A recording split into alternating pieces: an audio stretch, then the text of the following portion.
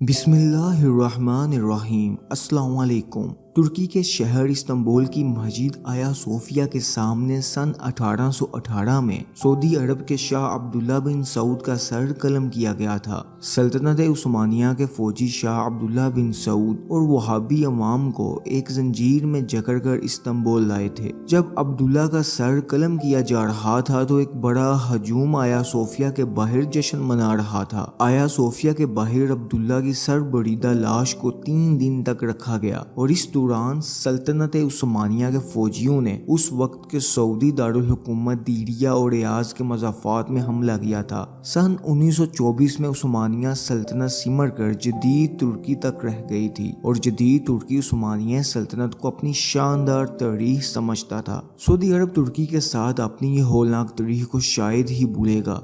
JNU में मुशरिक वस्ता के अमूर के प्रोफेसर AK पाशा का कहना है कि जब सऊदी अरब अपनी तारीख पर निगाह डालता है तो उसे सल्तनत उस्मानिया का दौर सबसे पहले याद आता है। वो कहते हैं कि उस्मानी हमेशा सऊदियों को एक बदतमीज कबीला समझते थे। सऊदी अरब के मौजूदा हुक्मरान शाह सुलेमान और 34 साला वली अहद शहजादा मोहम्मद बिन सलमान अब्दुल्ला बिन सऊद के ही खानदान से ताल्लुक रखते हैं, जिनका आया सोफिया के सामने सर कलम किया गया था। सन 1932 से पहले 2 मरतबा आले सऊद ने सऊदी अरब को एक मुल्क बनाने की कोशिश की, लेकिन दोनों मरतबा सल्तनत उस्मानिया ने इसे नाकाम बना दिया। पहली बार सन 1818 में और दूसरी बार 1871 में इसे नाकाम बनाया गया। सऊदी अरब की तीसरी कोशिश उस वक्त कामयाब हुई जब उन्होंने बरतानिया के साथ मिलकर बगावत की और सल्तनत उस्मानिया को उसका सामना करना पड़ा। एक बार फिर तुर्क सदर उर्दुगान सल्तनत उस्मानिया के माजी को जिंदा करने की कोशिश कर रहे हैं। नाज़रीन ग्रामी, सऊदी अरब और तुर्की दोनों ही सुन्नी अक्सरियती मुस्लिम ममालिक हैं, लेकिन दोनों की तारीख बहुत ही अलग है। सदर उर्दुगान ने कई बार कहा है कि तुर्की वाहिद मुल्क है जो आलिम इस्लाम की क़यादत कर सकता है। ये जाहिर है कि जब उर्दुगान ये कहते हैं तो उनके जहन में सल्तनत उस्मानिया की मिरास होगी। सल्तनत उस्मानिया जो सोवियत यूनियन से बड़ी थी, ये 22 मिलियन मुरब्बा किलोमीटर पर फैली हुई थी। सल्तनत उस्मानिया मिस्र, यूनान, बुल्गारिया, रोमानिया, मैसेडोनिया, हंगरी, फ़लस्तीन, उर्दन, लबनान, शाम और अरब के बेशतर इलाकों और शुमाली अफ्रीका के बेशतर साहली इलाकों तक फैली हुई थी। तुर्की के सदर तैयब उर्दुगान को लगता है कि आलिम इस्लाम की क़यादत करना तुर्की का तारीखी हक है, तो दूसरी जानिब सऊदी अरब को लगता है कि इस्लामी मुकद्दस मकामात मक्का और मदीना मुनव्वरा उसके पास हैं जो ऐवान सऊद के मातहत हैं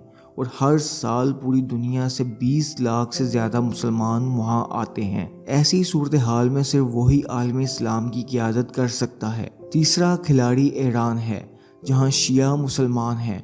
ईरान ये भी जानता है कि वो सुन्नी अक्सरियती इस्लामी दुनिया की रहनुमाई नहीं कर सकता, लेकिन ईरान को यह देखकर बिल्कुल बुरा नहीं लगता कि 2 अहम इलाकाई हरीफ एक दूसरे के खिलाफ खड़े हुए हैं। सऊदी अरब और तुर्की के मबैन तसादम पर मगरबी ममालिक का रद्द-ए-अमल ईरान के लिए दिलचस्प होता है। प्रोफेसर AK पाशा का कहना है कि अगरचा सऊदी अरब सन 1932 में बरतानिया की मदद से तीसरी बार एक मुल्क बनने में कामयाब हुआ, लेकिन इसकी मुश्किलात अभी भी कम नहीं हैं। इनका कहना है कि आलिम इस्लाम में सऊदी अरब और तुर्की के दरमियान क़यादत की जंग जारी है, लेकिन सऊदी अरब अमेरिका के दम पर यह जंग नहीं जीत सकता। सऊदी अरब का तेल ज़्यादा दिनों तक काम नहीं आने वाला और अब तेल की ज़रूरियात बदल रही हैं और तवानाई के मुतबादिल ज़राए बढ़ रहे हैं। ऐसी सूरत हाल में अमेरिका के साथ इसकी मुताबिकत ज़्यादा दिन कायम नहीं रह सकती। दोस्तों, उर्दुगान की इस्लामी कौम परस्ती और सऊदी अरब को रोकने की हिकमत अमली बैक वक्त चल रही है। उर्दुगान ने मुतअद्दिद बार सऊदी अरब को रोकने की कोशिश की। उन्होंने सऊदियों के खिलाफ कतर की हिफाजत के लिए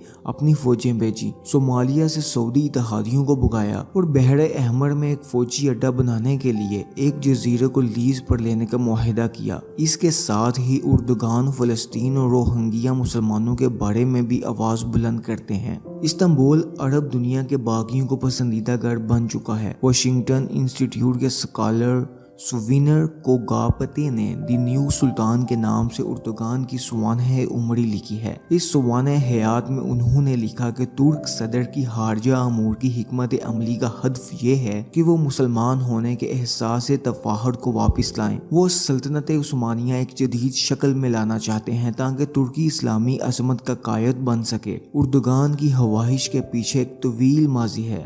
ترکی کا سلطان 4 صدیوں سے پوری اسلامی دنیا کا خلیفہ تھا۔ ان کے مذہبی قیادت کو سلطنت عثمانیہ کی باہر کی اسلامی طاقتیں بھی مانتی تھیں۔ پہلی جنگ عظیم میں برطانیہ کی مدد سے عرب میں سلطنت عثمانیہ کے خلاف بغاوت ہوئی، جس کے بعد مکہ مدینہ اس کے ہاتھ سے نکل گیا۔ 6 سال بعد 1924 میں خلافت کا نظام ختم ہو گیا۔ اردوغان چاہتے ہیں کہ وہ سعودی دبدبے کو چیلنج کر کے اپنا سکہ جمائیں۔ انہیں لگتا ہے کہ OIC اسلامی ممالک کی آواز نہیں بلکہ سعودی سوابدیدی کو پورا کرنے کا ذریعہ ہے۔ اردوغان OIC کے متوازی بھی ایک تنظیم بنانے کی کوشش کر رہے ہیں۔ اردوغان 1994 میں استنبول کے پہلے اسلامی میئر بنے۔ اس کے بعد سے اکثر جلسوں میں اردوغان کی تقاریر تبادلہ خیال ہوتا ہے۔ اپنے جلسوں میں وہ اکثر ترک قوم پرست مفکر ضیاء گوگئی کے اس بیان کو دہراتے تھے کہ مساجد ہماری چھونیاں ہیں، گنبد ہماری حفاظتی ڈالیں ہیں، مینار ہماری تلواریں ہیں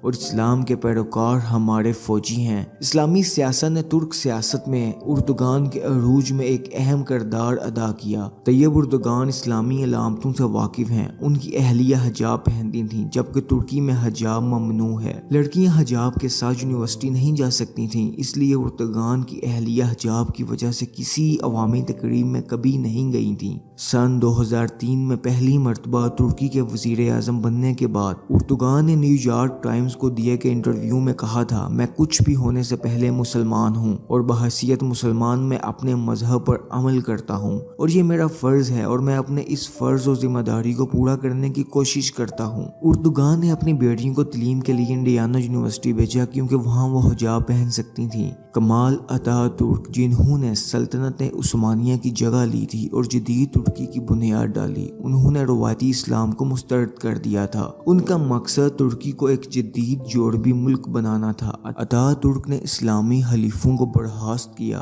دینی عدالتیں ختم کی اور سکولوں کو سیکولر بنایا۔ اتاتürk نے عربی رسم الخط کو ترک کر دیا اور ترکی کے لیے رومن رسم الخط کو اپنایا۔ یہ تصور بھی نہیں کیا جا سکتا تھا کہ اتاتürk کے ملک کا کوئی صدر یہ کہے گا کہ مسلمان خاندانی منصوبہ بندی کو مسترد کریں۔ سن 2016 میں استنبول میں ایک تقریر کے دوران اردوغان نے کہا کہ خواتین کی ذمہ داری ہے کہ وہ ترک آبادی کو فٹ رکھیں، ہمیں اپنی اولادوں کی تعداد بڑھانے کی ضرورت ہے۔ لوگ آبادی میں کمی اور خاندانی منصوبہ بندی کی بات کرتے ہیں لیکن مسلمان اسے قبول نہیں کر سکتا۔ ہمارے اللہ اور نبی نے یہی کہا اور ہم اسی راستے پر چلیں گے۔ اس وقت ترکی کی مجموعی آبادی 82 ملین ہے۔ دوسری طرف طیب اردوغان نے مسلمانوں کو جگانے کے لیے تاریخی ڈراموں کا سلسلہ شروع کیا اور اس میں ترکی کا ایک اہم ٹی وی ڈرامہ ارطغرل بھی ہے۔ سلطنت عثمانیہ کے قیام پر مبنی یہ ٹی وی سیریز ترکی کے سرکاری ٹی وی RTV1 پر نشر کی گئی۔ اس کے 5 سیزن اور کل 448 اقساط ہیں۔ پہلے سیزن میں اناطولیہ میں صلیبیوں کے خلاف مہم ہے، دوسرے میں منگولوں کے خلاف مقابلہ،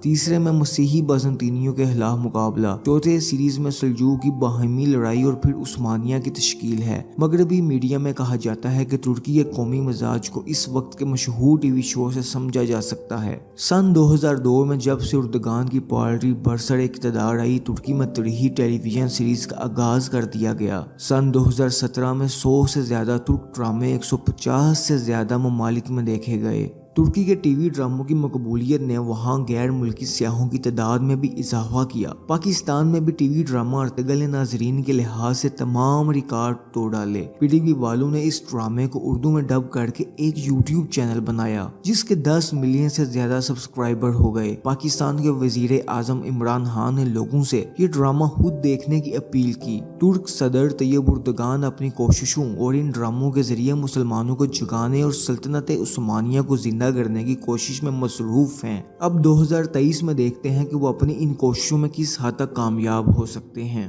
دوستو، اگر آپ کو ہماری یہ کاوش پسند آئی ہے تو ہماری اس ویڈیو کو لائک اور ہمارے چینل کو سبسکرائب کر دیجئے۔ ہر نئی آنے والی ویڈیو آپ کو ملتی رہے گی۔ آج کے لیے اتنا ہی۔ اللہ نگہبان۔ جزاک اللہ۔ اللہ حافظ۔